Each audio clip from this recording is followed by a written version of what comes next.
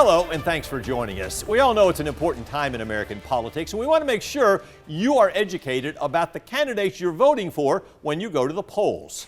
Early voting has begun. Election Day is November 5th. We sat down with candidates running for sheriff and put all of them in a special online segment for you to watch before you cast your vote. Take a look. In our Listening Lab survey, you told us about the issues that matter most to you, and we took those issues directly to the candidates running for Houston County Sheriff. The top 5 issues folks in Houston County wanted to know about: inflation, violent crime, ethics in government, health care cost and access, and immigration. Democrat Arthur Harris and Republican Matt Moulton are both Central Georgia natives. Harris is 70, lives in Warner Robins, an Army veteran, worked for the police and fire departments and sheriff's office. Now he's retired. He has a son, a daughter-in-law, and 3 grandkids. Moulton is 50, lives in Kathleen, worked in the sheriff's office since 2014, is now captain of the Criminal Investigation Division. He has a daughter at Veterans High School. Faria Abrar talked to both Moulton and Harris about the issues you care most about. So, first question, what would you do to reduce violent crimes in Houston County if you were elected sheriff? Getting our manpower back up to staffing, bringing education and awareness to the community, reminding people to lock their cars and remove all valuables and firearms from their vehicles, not leaving any stone left unturned. I would put deputies back in neighborhoods. I'll start a program where the community will be more aware not to leave guns inside of a car. I will make sure that we just have the correct person in jail is a less offender on the streets. How will you work to build public trust and demonstrate ethical behavior in law enforcement? Be advisable to the sheriff department, get the neighbors and the community to participate with the sheriff department. It wouldn't be the good old boy system that I like you, I'm gonna promote you. County, that's my motto. Respect for the community and respect for the right to do things the right way. If something does arise, I would reach out to the Georgia Bureau of Investigation. To having a PIO in place that works closely with our investigations divisions and our patrol divisions, they would have the most accurate information the fastest.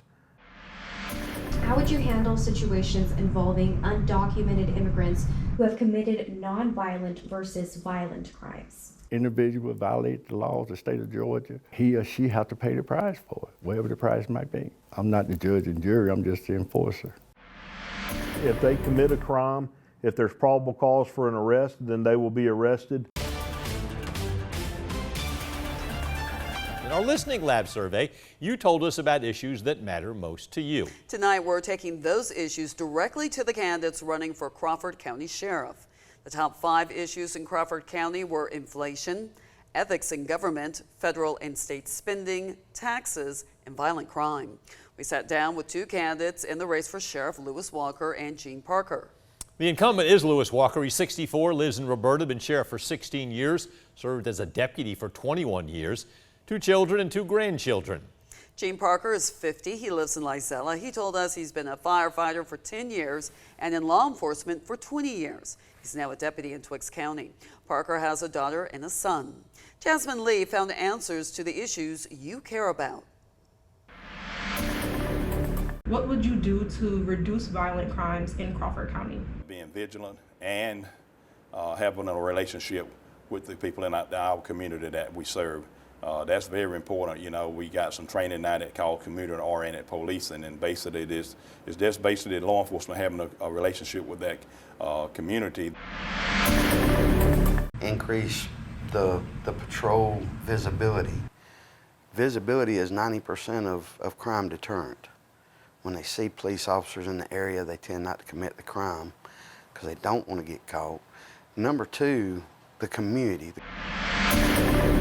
How will you deal with response times when people need you? Try to have more deputies in the county, have them closer to the incident response, get them there quickly. Also, something we do in Twiggs, we answer medical calls. Our goal is to try to get there, you know, in a reasonable time frame and be proactive when we get there and do what we're there for that needed situation that's going on at that time. How will you work to build public trust and demonstrate ethical behavior in law enforcement? Coming in, having the right attitude, the right work ethics, and we're going to get them the training that they'll need to serve this community. Those are things that you will have to do to have that. Being there for the people, having an open door policy and talking to them, getting out in the community, being seen, let them know that I'm no different than them. In our Listening Lab survey, you told us about the issues that matter most to you. So we took those issues directly to the candidates running for Macon County Sheriff.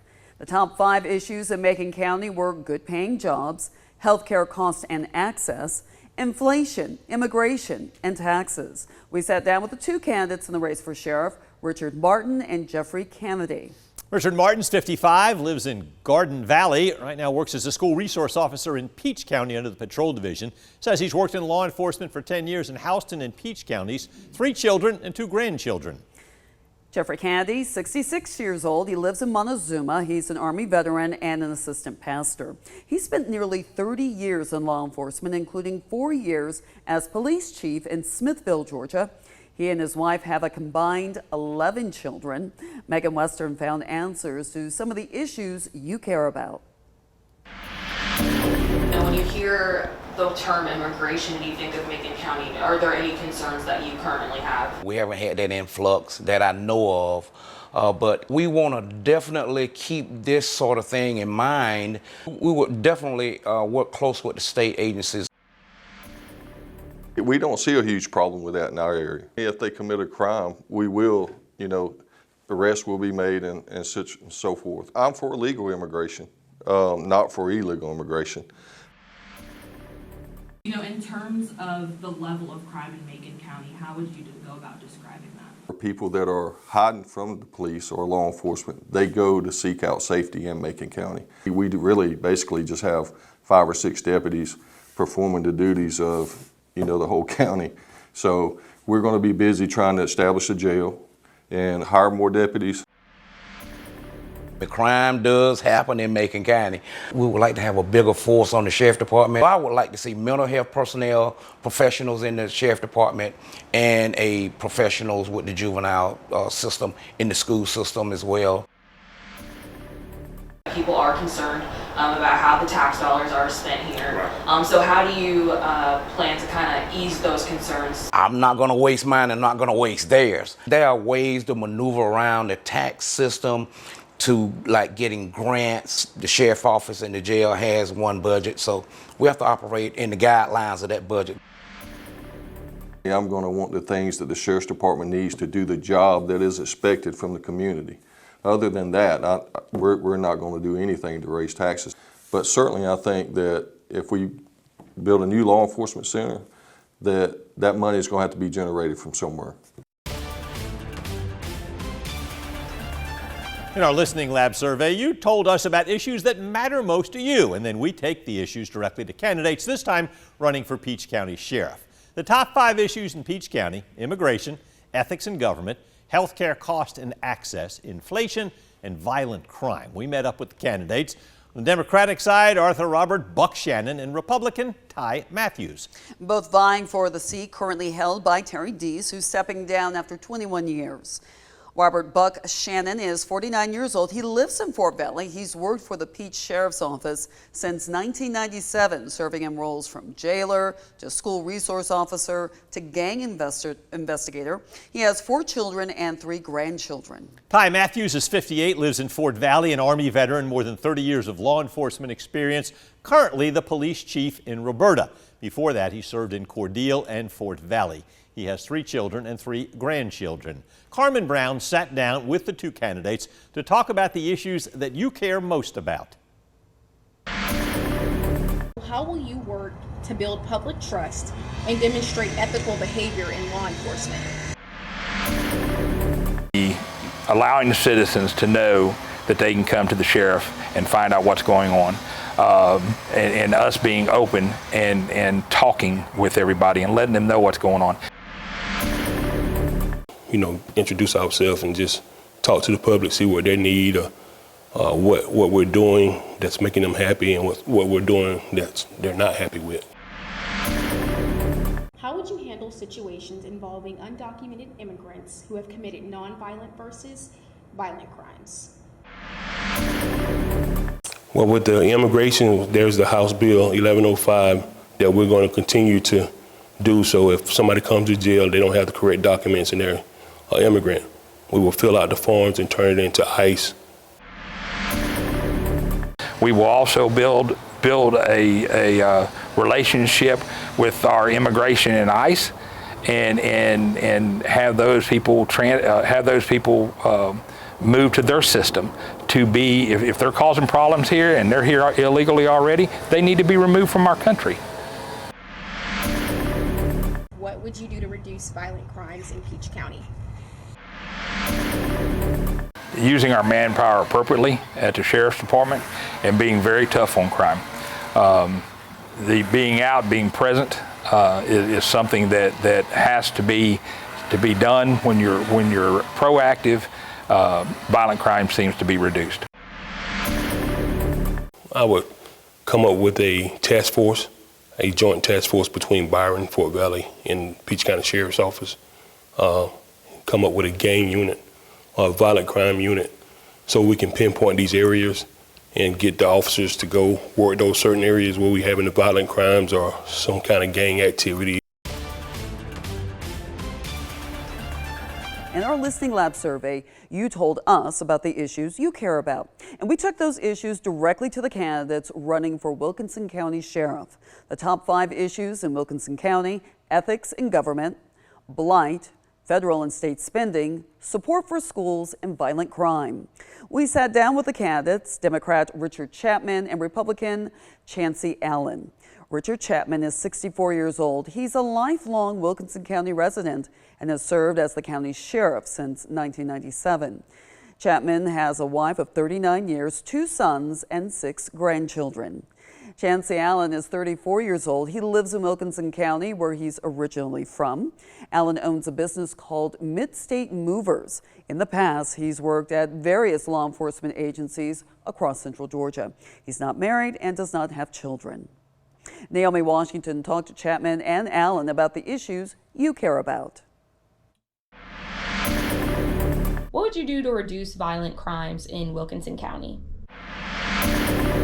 If we become more proactive in the county, we're able to curb the violent crime, because it's just statistically proven that people don't go out and commit these violent crimes when a proactive agency is seen in the area at all the time. I'm foreseeing now us doing what we call a real-time crime center, where we utilize every aspect of open source information and things of that nature, where we can glean stuff. Everyone posts everything on social media. And so having someone, an analyst, to go in and sort through that mounds of information to be able to give you something to bring back to your criminal investigations. What measures will you implement to ensure transparency within the Sheriff's Office? Disclosing as much information that will not affect the outcome of an investigation that might be ongoing. Other than that, I'm always open to explaining to the general public how we do what we do and why we do what we do. Currently, the Sheriff's Office doesn't provide much community information. One of the key things that you see a lot of Sheriff's offices doing nowadays is Facebook updates. A lot of people don't have social media still. Our county is a rural county, a good number of elderly people as well. So there's got to be more than one specific way to get the information out there. What initiatives do you feel like are important to spend federal and state funding on? In Wilkinson County, our taxes go up every year, and our sheriff's office's budget goes up. Yet I don't believe we're doing anything to try to lower the taxpayer burden. Essentially, I think that state and federal taxpayer funds should be, used for essential items for law enforcement. I have a number of things that fall under the operation of the sheriffs, and that's basic sheriff's operation, the day-to-day patrol, 911, the jail, which is a big component of that money that we're allocated every year in our budget, and courthouse security as well. In our listening lab survey, you told us about issues that matter to you. Now, no one from Hancock County took the survey, so we centered our questions around trust in the sheriff's office and the office's handling of the death of Breonna Greer. We sat down with Republican Frank Meeks, who is running against incumbent Democrat Tomlin Primus. We reached out to Sheriff Primus several times to schedule an interview. We never heard back from him. Frank Meeks is 62, lives in Sparta, served in the Navy for 22 years as a diver, owns a small restoration company that restores houses and historic buildings in Sparta, has 3 children and 5 grandkids. Tomlin Primus has been sheriff since 2001, a bachelor's degree in criminal justice from Grambling State University, a master's degree in criminal justice from Troy. Camila Williams sat down with Frank Meeks to hear his answers to our questions. How should the Sheriff's Department handle calls where an individual is experiencing a mental health crisis? We think we can implement a mental health officer in some form or fashion, whether it's a doctor on call. We might have a mental health crisis and we need you on site. You know, our deputies, can obviously get extra training, but we have to go into this and approach it with empathy and respect to people. In the aftermath of Breonna Greer's death, there was miscommunication with news outlets, the public, and the family. What is your plan to improve transparency from the department? If you make a mistake, you have to own it. You have to apologize, and you have to try to make it better, so the same thing doesn't happen again. When you deny something happens, it tends to happen over and over and over. And I think that's the biggest mistake here. It's a tragedy. Tragedy that young woman died. Was it a mistake? If it was an accident, accidents happen. But to pretend like it didn't happen or try to blame it on the deceased, that's not owning it. That's not taking responsibility that the community give you to keep their safety intact. How will you ensure the department builds and maintains community trust? So I'm thinking outreach programs, intervention programs. I'd like to see something done with the drug intervention, alcohol intervention. We have a jail out here that's on the verge of falling in. So, we can take part of that jail and turn it into some sort of a program center. Remember, if you have any questions about voting and elections in Georgia, send us a question via email or social media. Our Verify the Vote team will get right on it and maybe even bring you along to help answer your question.